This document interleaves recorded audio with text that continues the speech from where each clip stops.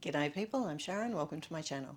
Today I'm going to show you how I assemble a collar before I attach it to the neck of a shirt. I have cut out my collar from my pattern and I made this template. The template does not match the end of the pattern. It matches the seam allowance in from the end of the pattern. And the reason I made that was so that on my fabric I drew that shape at each end. One of the most important things about making collars is that they are symmetrical. It doesn't matter exactly what shape this is, as long as it's the same shape as that end. The first thing I plan to do is to stitch with a very long basting stitch along this bottom edge, and the bottom edge will eventually be open for me to sew it around the neck edge of the shirt. For the time being I'm actually going to sew it closed with the correct seam allowance but with a very long stitch. There's a 3/8 inch mark on the machine and that's what I'm looking for because the pattern has 3/8 inches seam, so I'm going to try and keep that edge on there, and I'm doing a very long straight stitch, so a basting stitch.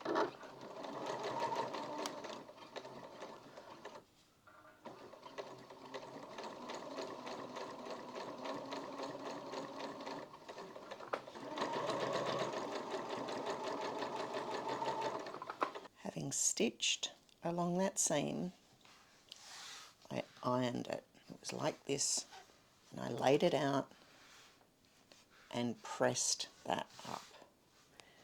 And then I folded it back in, turned it over, and pressed it with that seam up there, pressed it up again from the other side, so it had been pressed towards both pieces of fabric. I then opened it out and I pressed this open, and finally I folded it in and I pressed it there. Those edges, those folded edges, I want them to be really, really good. They are, of course, not in the long term going to be stitched directly to each other. They're going to have the neck of the garment in between them. But if I get them really nicely pressed now, it will be so much easier for me later on. Back at my machine, I'm going to stitch the top edge. And I'm no longer on the basting stitch. I'm now on a regular stitch.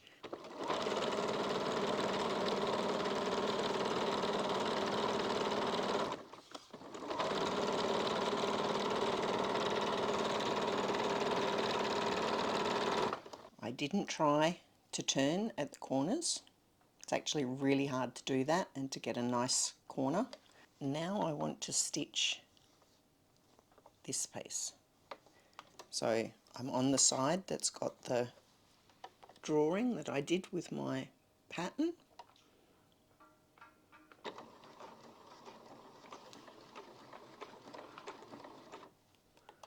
Needle down. Because this machine does not have the ability for me to change the pressure on the foot, I'm going to need to do a couple of stitches and then turn.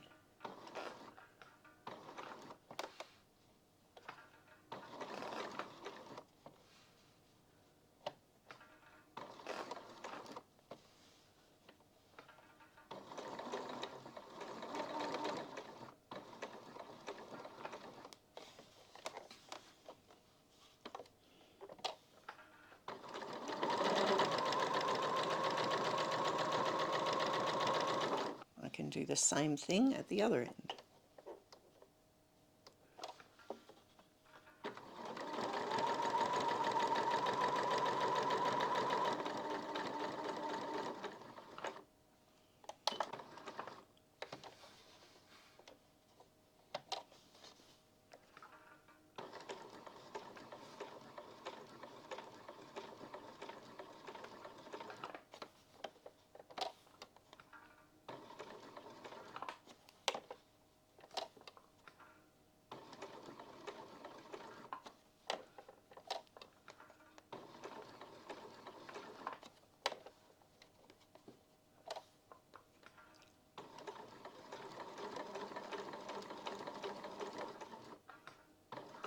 Now stitched all the way around the outside edge.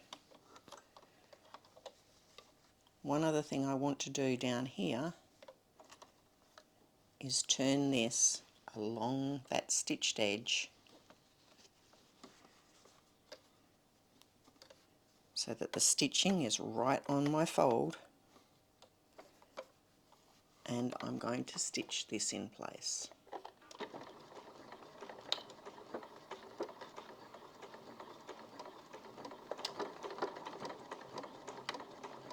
And I'm going to do that folding in the same direction at the other end. There are my two ends.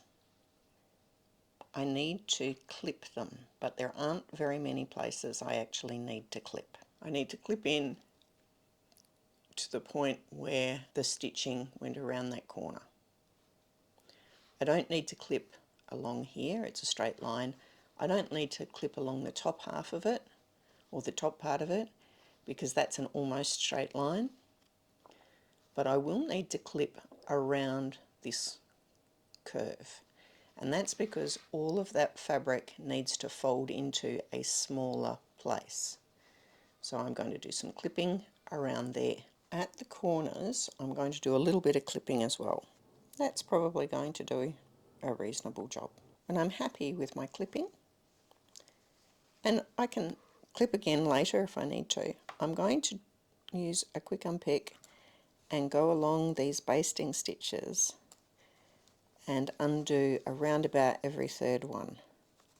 Having clipped all of them, go to this side, find somewhere that the thread pops up, and then pull it out. And that's all the basting stitches gone.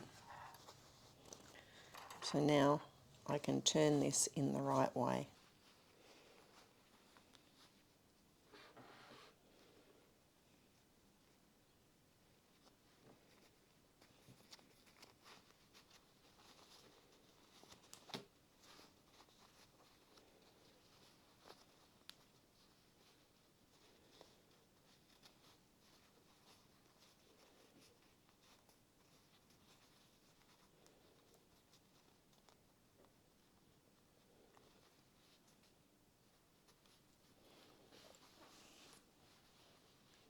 When I turn the collar in the right way, I press this seam in each direction, and that allowed me to get a nice crisp edge on the collar. I also pressed these seams here, which were originally the bit that I'd basted, and they fit together very nicely. And I've made sure that the two sides of the collar match up, and they do. And that's really the most important bit. If those two don't match up, it will be obvious. You need to have these the same length and these pretty much the same. This is Silhouette Patterns Classic Blouse. I think I altered the collar a little bit by making it wider this way so that this stand-up part was a little bit longer. The way they encourage you to sew the collar onto the blouse is to poke the edge of the neckline in here and just stitch it down. And because this is nicely even on both sides, it should stitch down quite well. It works particularly well because we did that little fold over. So in here there's no nasty bubble trying to hold things out. So this works as a really good way of putting collars on.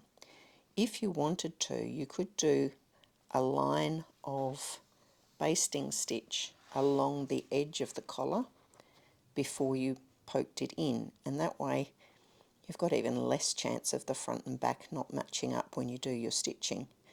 And basting is really easy to take out, not a problem at all. It's a long time since I've made myself a shirt. Making this collar today has been a bit of fun. The real clue is to make sure you have a template and get both sides of your collar even. That's the bit people will notice.